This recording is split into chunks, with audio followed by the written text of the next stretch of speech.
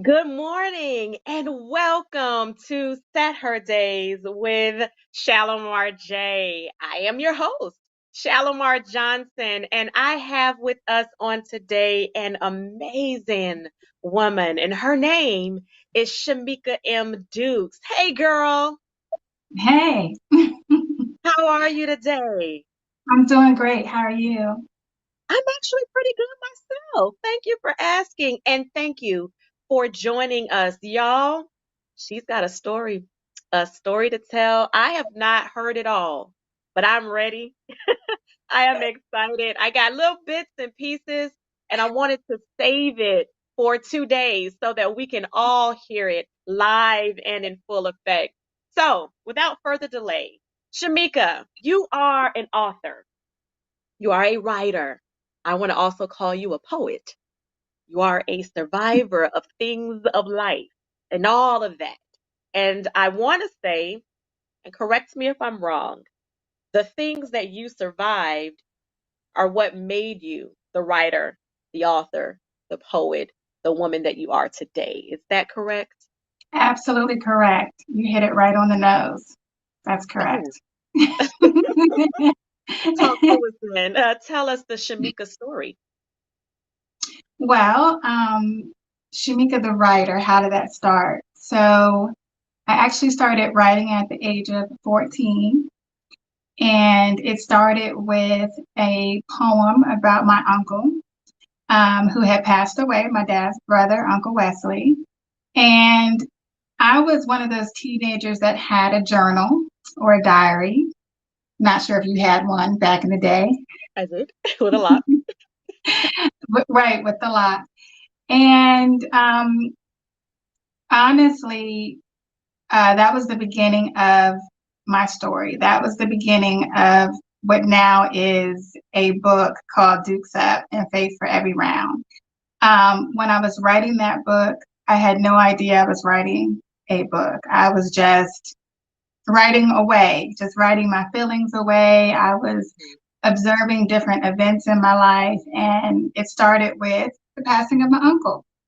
Mm, Um, and so, as I talk about me writing in a diary, at some point I transitioned from a store-bought diary to just grabbing a spiral notebook or grabbing a napkin, a paper towel, a random sheet of paper, the back of the program church, the church program, excuse me, whatever I could put my hands on. uh-huh, uh-huh. Then, when I was inspired to write, I would just write it down. And so I had this folder, and I literally just stuffed all of these random pieces of paper in this folder from the age of 14 to 24. And I would slide it under my bed because it was sacred. I didn't want Mm. anybody to read it. I would have been terrified to know if somebody found it and read it. And here we Can are, you see why? Why would you be terrified? because I was very honest in what I was writing Mm, about. You mentioned I'm a poet. That's very gracious of you. I would never say that. It's funny. But I know why you said it based on how the book is written. And just to speak to that, so that first poem when my uncle died, I did write with a rhyme format and a rhyme pattern. It was not planned. That wasn't planned either. wow. That was flow. That was the rhythm that God gave me to write in. And um, so yeah, I guess I got lost in my where I was going with that, but that's how it all started. Okay. Okay. Started with the passing of your uncle. Um, and you began to write. You wrote about your experiences, things that you were dealing with, maybe thinking, feeling, I'm sorry, in the forming remember of you your poem. mentioned, I'm sorry, you mentioned why was I afraid? That's what it was. Right. Why was I afraid of someone seeing it, catching that, what I wrote down? It was about relationships too. So if there was someone I was dating or someone that I admired Mm, and it didn't go well, I made a note about that too. So if in my job I had, issues with other coworkers or colleagues or didn't feel valued on my job, I wrote about that Mhm. too. Different things inspired me to write. Sometimes it was movies, the movie Something New. I'm not sure if you remember that. That inspired me to write. I wrote for one colleague, she was getting married, so I wrote a poem. That was my gift to her, to write a poem about her and her husband that she was about to marry. And Yeah. you're So, not a poet. I'm just saying. Go ahead. it's funny. I say that because I don't think like the poet critics, if you will, those who really criticize poetry, they probably wouldn't say I followed all the rules. That's why I say that. But I followed the Holy Spirit rules. And that's a rule that can't be broken in terms of when you're following it. It is no such thing as you didn't follow it the right way. You're following it the way that it's leading you, and everyone can be led differently. But Right. with poetry, it's creative. There is no right or wrong. Okay. That's That's just good what to it is. know. Now, if you were, this is the teacher in me coming out just a little bit. If you were to write a certain type of poetry, like a haiku, there is a flow that you have to follow. There's a rule to that. So if you didn't follow the rule, then yeah, the critic would be like, oh, baby, that is not a haiku. But when you're writing from your soul, your heart, and you're doing it as you choose to, it's free. You can do whatever you want. There is no right, there's no wrong. And so what if somebody has something to say? Baby, then it wasn't for you. Okay? This poem was not meant for you to get anything out of it because who it was for, they're going to feel it and they're going to understand me and keep it moving. But good, good, good. So now we know. And that's something that you and I actually have a little bit in common. And it's funny because I have these three journals, all right, Shamika, and I found them in a box, a container that I had a whole bunch of stuff in. And I was like, is this my poetry journal? Oh my goodness. And I opened it up 1991, 1992, 1993. Girl, I was right about love. What did I know Yeah. at 11 and 12? But it made a lot of sense, right? At the And I just time, started, anyway. yes. And I started reading through some stuff and I'm like, oh my gosh. And then I found some letters that my husband and I were writing each other back and forth during that time when we were kids, like teenagers. So I do understand the journal thing. And I did find one of my old diaries with the lock. The lock was broken, so I was able to open it up. So I understand that thing that you're talking about. As I got older, and things would come to me because I write my avenue of letting out is writing. My Mhm. mother inspired that, as a matter of fact. Whenever I was dealing with something and it was probably obvious to her that I was going through whatever, but I just didn't articulate it, she'll be like, Shalimar, go write. I would sit on the balcony or go in the backyard and I would write. And I wrote my way through a whole lot of stuff. So I understand exactly the power in the pen in that regard. So I'm Awesome. glad that you started writing. Imagine if you kept all that stuff in, Shamika. Where would you be now? Ooh, Yeah. And who knew? And I know you didn't know that that would lead to Dukes Up, right? I'm still I'm still digesting that. It's Talk to us. What do you mean by that? because I have something tangible. I have something that I can look at, Mm-hmm. I can feel it. Mm-hmm. Um, but beyond that, right? It's so loaded. It's so loaded with um, I'm 40 years old now, and so we're talking about 1994. I wouldn't remember every single detail about my thought process in Right. 1994. But to me, it's such a blessing to be able to refer back to 1994 and then not only see how I thought from 1994 to 2005, I'm able to literally see the transformation. Mm.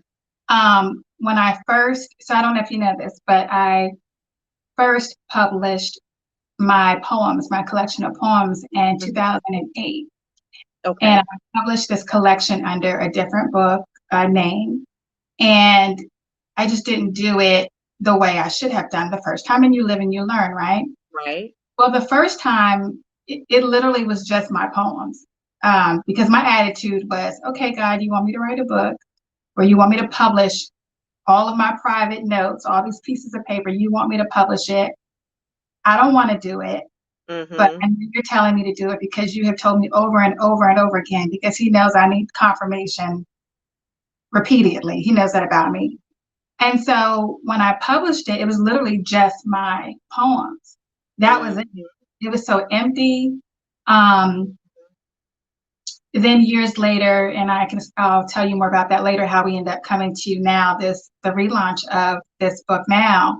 But when I went back the second time around, that's when God, because I was now open to it, I had now accepted the calling to do it and had the right mindset. I gladly did it. He said, okay, Shamika, you can't just put your poems and bind them in a book. You need to explain where Mm-hmm. we're at. You need to engage who's reading it. So that's where you get the intro to explain basically my mental state. And Mm-hmm. why you get the scriptures. Mm-hmm. Because it's not about me. It's about how I evolved and who strengthened me, how I went from point A to now. And can I Um, say this just to interject, and I don't really want to cut you off. It is also about the reader's healing or their moment of revelation. Ah, that was me. And this is, I can, okay. It's about and that that, too. you're absolutely right. And that's where I was going with the engagement part, because the first time I didn't do that. So Mm-hmm. you will notice there are sections at the end of each chapter that is a prayer corner, and there's a faith corner. And the faith corner is where you find the scriptures that I feel spoke to that period in my life, that Mm-hmm. round in my life, that chapter in my life. Because basically, I was in a state of depression for 10 years and didn't know it until the 11th year. So when I look Can you back, tell I us had realized, really quickly, sorry again, but you know that's just how it kind of goes. How, no, you're fine. because I could hear a person saying, you were depressed and you didn't even know? Like, how do you not know you were depressed? Can you talk to us about how it was that Shamika just didn't know for 10 years? So let me break this down. Thank you for asking. Okay, I didn't know there was a name for how I was feeling. That's what it was. Um, I went into my bedroom at the end of the night or sometimes during the day as a teenager. Mm-hmm. Constantly, I would close my door, shut my door. Mm-hmm. Um, I really loved Mary J. Blige. I mean, I wore out her, what's the 411 Yes, record? in the club. And I still love her to this day. But Mm-hmm. as you know, Mary produces her best music when she's broken. He's broken. Yep. And I was broken. And I was hearing that Mary J. Blige music, all her songs on repeat Mm-hmm. over and over and over again. So that's what I was feeding my mind. Mm. And, you know, my parents probably just thought, oh, she's just an average teenager. She goes to her room, she has her diary. Listen to Because music. I was a happy kid and I had a great childhood, as you'll learn when you read the book, because it's a memoir. It's based on events in my life. I had a great childhood and my Mm-hmm. parents were great parents. But as I got older, I wanted to own up to my truth. And my truth was I was in a state of depression. I was sad the majority of my teenage, early adulthood life. And, I don't feel sad about it. Going back to, if someone's asking or wondering, well, how did you not know? The analogy that the Lord dropped in my spirit was, and this is no, disrespect to anyone who's been in a coma or has a loved one in a coma. Mm-hmm. I didn't know it. Again, I didn't know there was a name or a term or a label for it. I just didn't realize it. It's almost like I just did not know that part of me while I was going through it. I knew I was sad, but to be that sad that long, or to be Mm-hmm. sad the majority of the time, you Mm-hmm. know, I was masking it, or trying to anyway. And so for 10 years, yeah, And I would even say, and correct me if I'm wrong, it might have just become a part of the norm for you. You knew it was an odd feeling, okay, I know, but it's always. So it's not something that you really try to dig into and discover because it was the day-to-day feeling for you. And that's sometimes, I know, at least for a person that is dealing with depression, because it happens all the time, you probably think like, oh, it's just me. Or maybe it's just how I'm feeling. It's not depression, it's right. just a feeling. I never felt like something was wrong with me. Right. You're Right. exactly right. And just for the record, I was never officially, diagnosed or anything, but I Hmm. know that I was in a deep, state of depression. And I think my poems speak to that as well. But, going back to the engagement piece, Hmm. God said, you need to, you need to speak to whoever's reading this. And, the funny part is, and I never really had to worry about the honest part because I Okay. never sat down. When I wrote that first poem, I never sat it down with the mindset to publish a book, to write a book, to share this book. So I Hmm. thank him over and over and over and over again because I didn't have to put on a facade. Right. It's really my words. I mean, every piece is dated. Every single piece is dated. Yep. And then for Mhm. him to allow me to gather it up, package it, and now it's something that can get in the hands of other women and men and help them for his glory. I could not Right. have come up with that on my own. Listen, and so I rock when I get excited. So it's not. Me I'm too. trying Well, to I get. say left and right. So I hope the audience, I hope the those watching won't get dizzy because I'm gonna be going left and right. You're gonna be So going you back. left around my front door. Y'all listen, this is real, but for real, God He is so amazing. And it He's is so it good. is so true. And sometimes it's kind of cliche, but He's never late.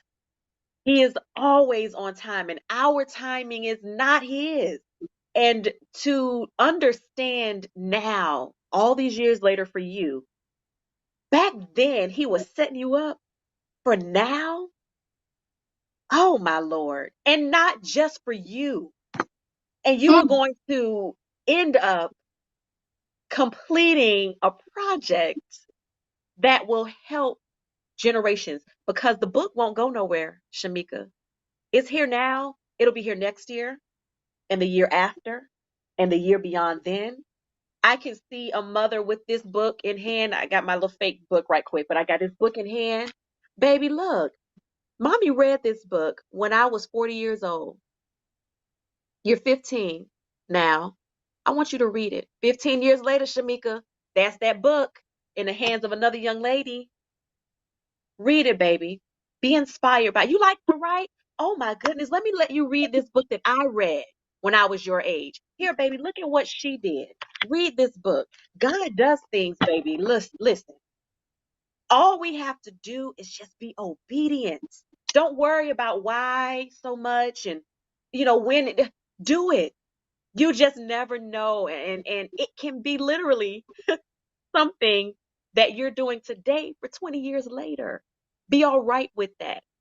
I want y'all to see something. She has a trailer, and I'm proud of it. I didn't even do it. It was like my baby. I'm the proud mama of my baby's trailer. I want you all to listen to what it is that it's talking about. And hopefully, aside from her sharing bits and pieces of who she is and what got her to this book, that it'll help you to understand even the more what it's about and inspire you to make the purchase. Here we go. Shamika. Dukes Up and Faith for Every Round, a memoir by author Shamika Dukes, is an amazing book that will allow you to experience the power of healing through faith-driven writing and reflection. In this tell-all book, she explains God's perfect plan to put her onto a new path. After years of knockouts and hiding from herself and God, find out how she found the strength to emerge from her secret place, to share the faith-filled messages that God etched into her heart. Author, writer Shamika Dukes, Stirring Verses will take you on a journey through her life experiences and reveal how God gave her direction, healing, joy, life, love, a second chance, and most of all, wisdom for every season. Order your copy today. Dukes Up and Faith for Every Round, a memoir by author Shamika Dukes, available at dukesupbooks.com and also amazon.com. Amazing, amazing. I purchased the book on Amazon and I read it and I was like, baby, yes. Oh my goodness. Help me here, sister. I hadn't even met Shamika, y'all. And I believe that it's very important, not all of the time. You know, there may be women in my life that I know that I want to bring on SatHERday's with Shalimar J, but the Lord has instructed me to find these women, reach out. He's going to tell me where to go, and they will have a story to tell. And he has not failed us yet, y'all. And you know, one of the things that I didn't even know, Shamika, until I saw the cover of your book were the gloves. And Girl Embraced It TV, part of what I use as the identifier, if you will, are purple gloves and the sunflower. And there is a significance for the both of them. Go to girlembraceit.com and you'll find out why. But I am a domestic violence survivor. And so that's where the purple comes from. And it's all about winning and fighting your way through, which is why I use the gloves. And when I saw your gloves, I was like, oh, wait a minute now. What are the gloves about? Hold on, Tamika. Where is the connection? I did it and I got it. And oh my Lord, y'all, if you will go purchase the book. It's a good read. It really, honest to God, it is. You can find Shamika on Instagram at Dear Daddy's Girl. You can find her on Facebook at Shamika M. Dukes, and you can purchase the book as the trailer said. You can purchase it on Amazon, but you can also go to www.dukesupbooks.com. It's posted right there for you to see it. I will leave it up so that you can write it down if you need to, so you'll know how to find her, how to follow her, how to be inspired by her. She is indeed an inspiration. She has a good heart. I can tell that. I told that from the minute she said hello. She's genuine and loving, and God bless you for that. We're not Thank done. I know we sound like we're coming to an end. We're not. I want to keep on talking just a little bit longer about who you are. So we got it, you know, the book, and I don't want to tell too much because we need folks to go get the book so that they can have the Dukes Up experience and see the world. Right? Yes, yes, I'm gonna yes. use that now, the Dukes Up experience. Yes, ma'am. I didn't even charge you for that one. That one you got for free. But talk a little bit more, if you will, to the young lady, okay, who is doing what you did, hiding, hiding in behind their pain, hiding behind shame, hiding behind shyness and fear of reaching out to someone and talking to them about what they are experiencing. It's not a situation of I don't think there's nothing going on. I'm just too scared to talk about it. Instead, I'll just write about it and maybe then I'll be all right. Talk to that girl who's hiding. What do you say to her or him? I say to talk about it. Go to that person that you feel you're safe talking to. For me, I did not talk to a person per se. It was me and God. Um, because that's a tough question. And when you're going through something, I mean, when you're really going through something, you hit rock bottom. Rock bottom. I mean, I never knew it was like to have anxiety before. And Mm-hmm. I experienced that one time in my life a couple of years ago. I had never had that feeling come over me, just this panic. Um, Mm-hmm. and I remember at the time, I reached out to our church at the time Okay. and called a deaconess. Mm-hmm. And I said, I just need to talk to you. I need help, you know. And unfortunately, she couldn't talk to me in person. I wanted to talk to someone in person. She couldn't talk to me Okay. that day. She had family coming in town. I think she wanted to push it out to like that next weekend. Okay. And this was like a Tuesday. Okay. And that day, I learned how to pray over myself. I learned how to fall prostrate on the ground and ask God for his help and to just change my situation.